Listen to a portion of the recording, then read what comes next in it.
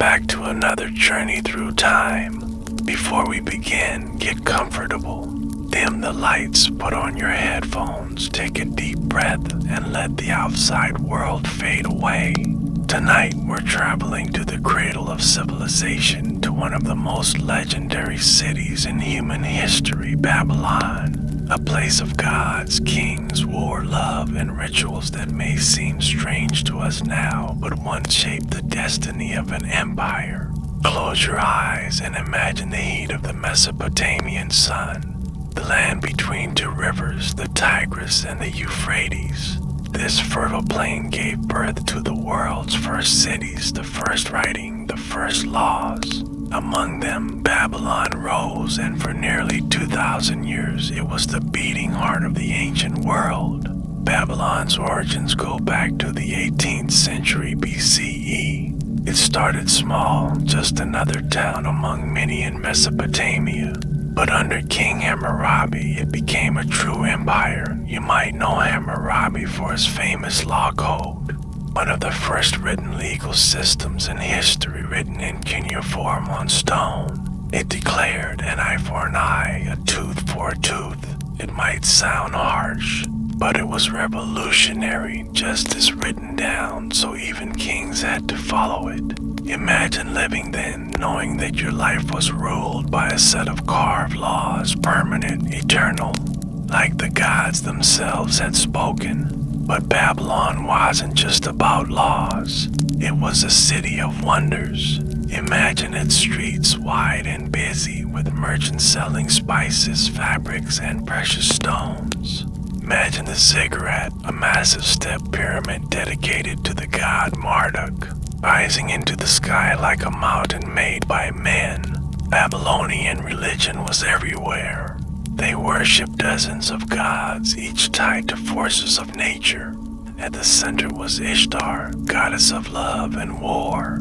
Her festivals were wild, filled with music, dance, and rituals that blurred the line between the sacred and the intimate.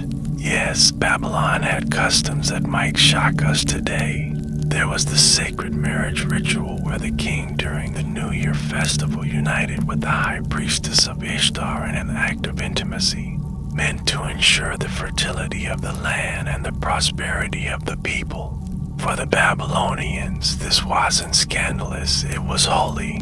Some ancient sources, like Herodotus, even claim that every woman once had to offer herself in the temple of Ishtar to a stranger as part of a ritual of devotion.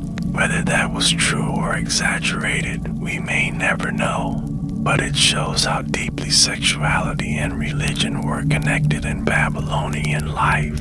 Babylon also became a center of science and invention. They were brilliant astronomers.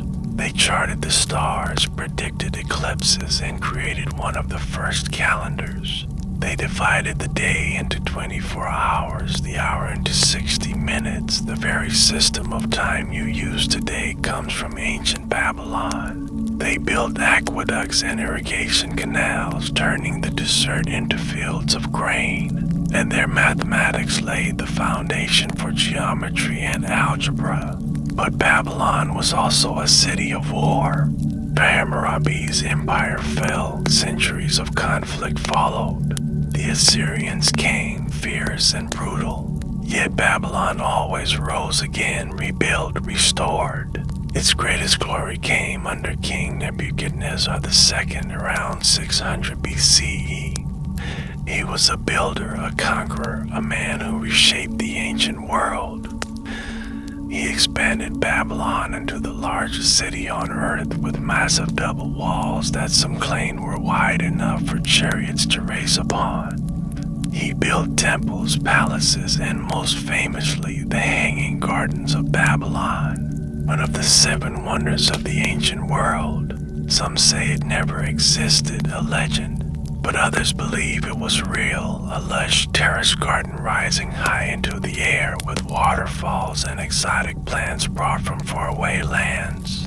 If it was real, imagine standing beneath it, hearing the water trickle, feeling the cool mist in the desert heat. Nebuchadnezzar was also a warrior. He conquered Jerusalem, destroyed its temple, and carried its exile for the Jewish people. Babylon became a symbol of captivity and pride, of suffering and resilience. Even today, the word Babylon carries heavy meaning, sometimes of greatness, sometimes of corruption. Life in Babylon was both advanced and strict. Families were patriarchal, marriages arranged. There were dowries, contracts, and rules for divorce, yet women could own property, run businesses, and even become priestesses. Music filled the streets with harps, drums, and flutes. Beer and bread were staples, shared in taverns where men and women gathered. They loved poetry, myths, and epic tales like the Epic of Gilgamesh, one of the oldest stories ever written. And there were darker sides too. Punishments under Hammurabi's code could be brutal, cutting off hands, drowning, burning.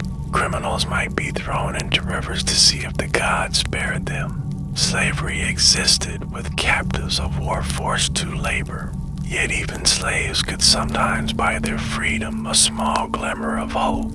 Babylon's religion shaped every part of life.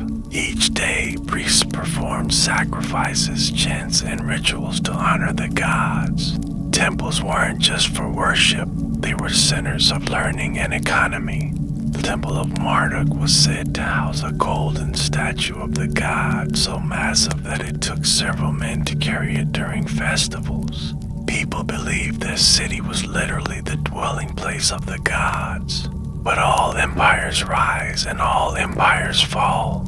In 539 BCE, the great Persian king Cyrus the Great marched into Babylon. According to legend, the Persians entered without a battle, welcomed by some Babylonians tired of their rulers. Cyrus respected the city, allowed the exiled Jews to return to Jerusalem, and made Babylon one jewel in his vast empire. Later, Alexander the Great dreamed of making Babylon his capital, but he died there instead in 323 BCE at just 32 years old. After that, Babylon began to fade. Its temples crumbled, its walls decayed, its people drifted away. Yet Babylon never vanished from memory. In the Bible, it became a symbol of arrogance, a city that challenged God. In later times, it was remembered as both a place of wonder and sin, greatness and downfall. Even today, when someone says the word Babylon, it carries a weight, a mystery, a shadow of something both glorious and dangerous. So, what was it really like to live in Babylon?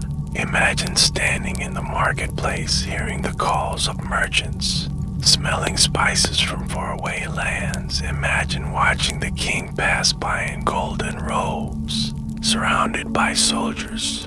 Imagine the temple festivals, the music, the dances, the rituals that blended passion and divinity. Imagine walking at night beneath the starlit sky, stars charted by Babylonian astronomers thousands of years before you. And imagine knowing that your city, your Babylon, was the center of the world. In the end, Babylon was more than just a city. It was an idea of order, of power, of beauty, of mystery. And though the bricks have fallen and the gardens may have vanished, the memory of Babylon still lingers, whispering across time, reminding us of how human civilization first began.